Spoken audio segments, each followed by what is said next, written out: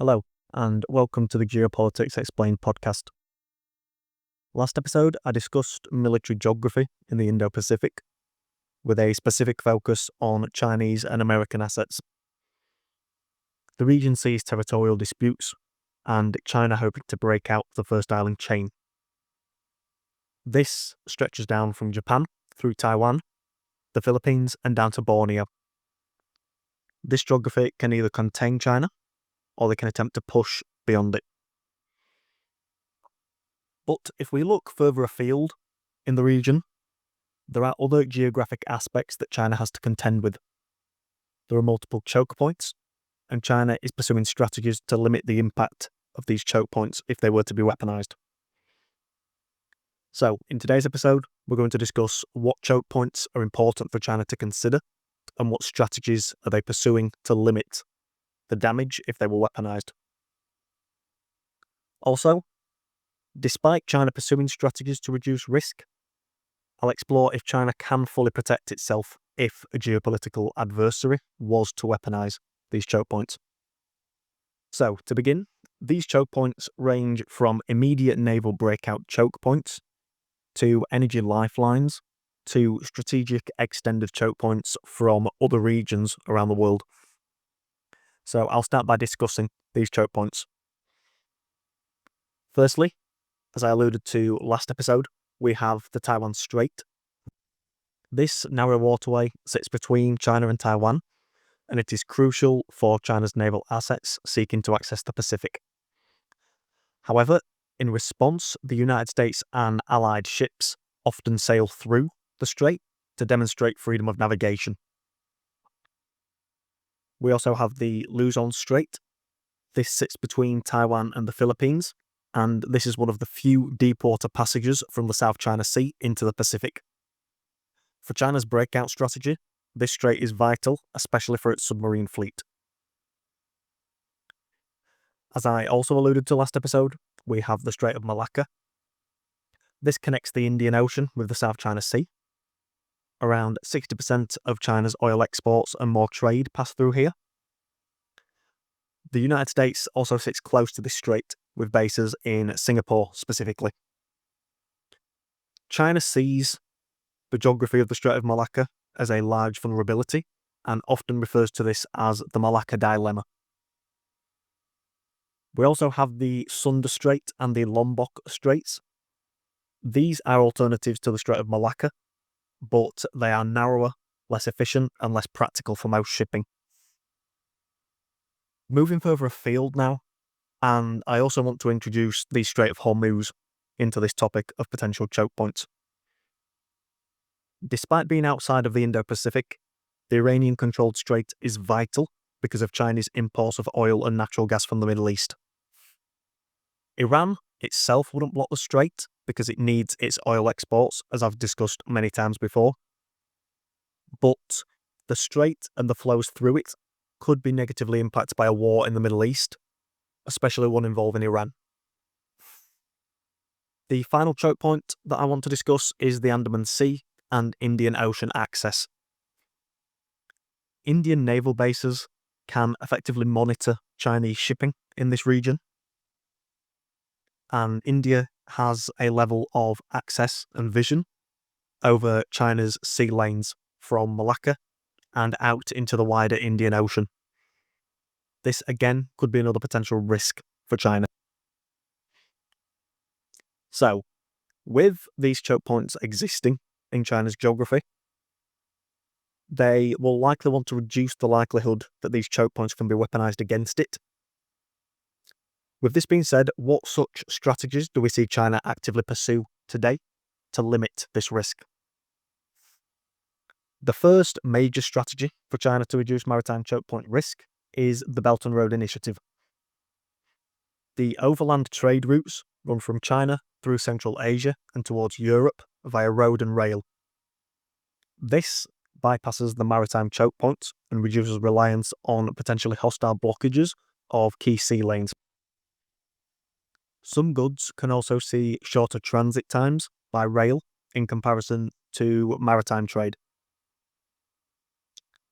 Land pipelines also ensure greater energy security for China, oil and gas pipelines from Central Asia and Russia directly deliver energy to China. This naturally reduces tanker dependence through the Indian Ocean, the Strait of Malacca, and the Strait of Hormuz. In fact, in the last month, we've seen the latest addition to land pipelines flowing into China with the Power of Siberia 2. Another strategy that China uses to reduce maritime risk is possessing large stockpiles of critical materials and resources. It is known that China has control over a wide range of key and vital supply chains, especially supply chains that will be vital for the future in innovation. So this highlights that China has many diversified strategies across a range of geopolitical realms.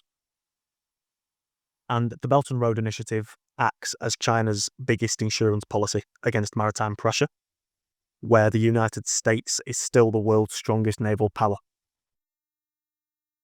However, despite these strategies that China pursues, my question is whether China can sufficiently insulate itself from such risks.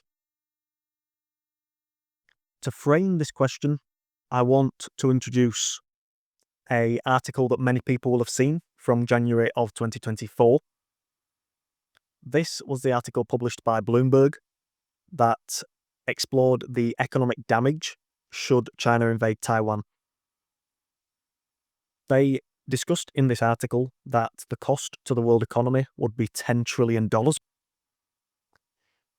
This highlights that China's geography isn't only a potential military risk, but it's also an economic risk.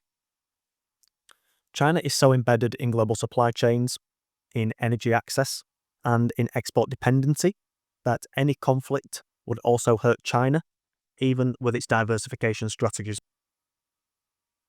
Despite the age of globalization fading towards a world of greater regionalization, there are some ways in global trade in which hyperconnectivity remains. Any state involved in a conflict as a result of this suffers in economic, trade, and financial realms. We only have to look towards Russia in its conflict in Ukraine to see this. They had their dollar reserves confiscated. Ukraine is currently striking their energy facilities, and the country is pivoting its energy supply chains to the east.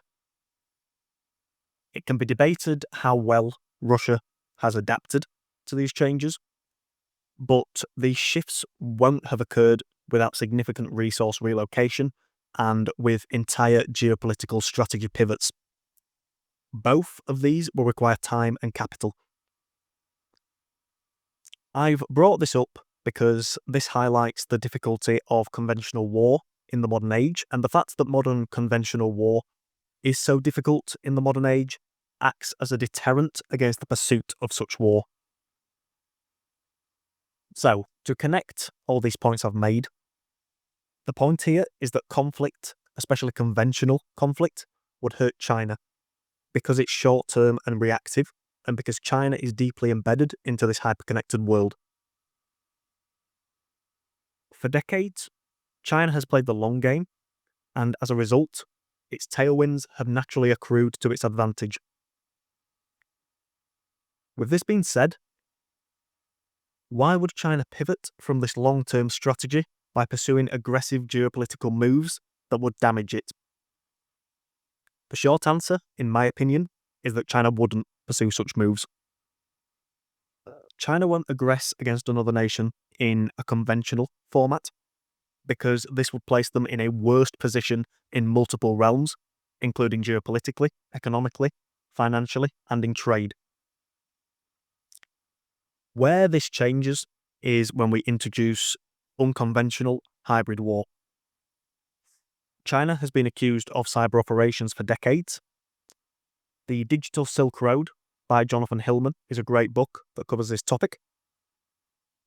China also enacts economic coercion with import bans on Taiwan and pressures Taiwanese companies with its market access. As I also discussed in last episode, China also attempts to isolate Taiwan diplomatically by poaching the nations that hold formal diplomatic relations with Taiwan. Finally, China does pursue military pressure without crossing red lines, such as live-fire drills and Chinese assets crossing the Taiwan Air Defense Identification Zone. To sum this up, China attempts to pressure via grey zone conflict. This is the space between peace and open war, and it is carefully balanced. Rather than pursuing one big strike, China pursues the strategy of death of 1,000 cuts. So, part of China's strategies to reduce its potential geographic risks also come via its hybrid conflict strategy. Coupling together the earlier strategies that we discussed, such as the Belt and Road Initiative and stockpiling key resources, if we add China's hybrid conflict strategy together, can all of these strategies limit China's geographic risks? So when it comes to geography, China can only reduce the risk, not eliminate it completely. A large amount of pressure on a single one of these choke points could hurt China. It's this risk that China will continue to attempt to reduce moving forward by giving itself diverse options and pressuring geopolitical adversaries via hybrid techniques. Once again, to reiterate, China faces long-term structural advantages, and so it won't resort to short-term conventional conflicts, whose success in the modern age is especially debated. But they will continue to pursue a hybrid grey zone conflict strategy against adversaries via military pressure, economic coercion, cyber warfare, and political influence. The issue arises for China here when we consider other reactive, short-term focused geopolitical powers, because they could seek to weaponize China's geography through more conventional methods.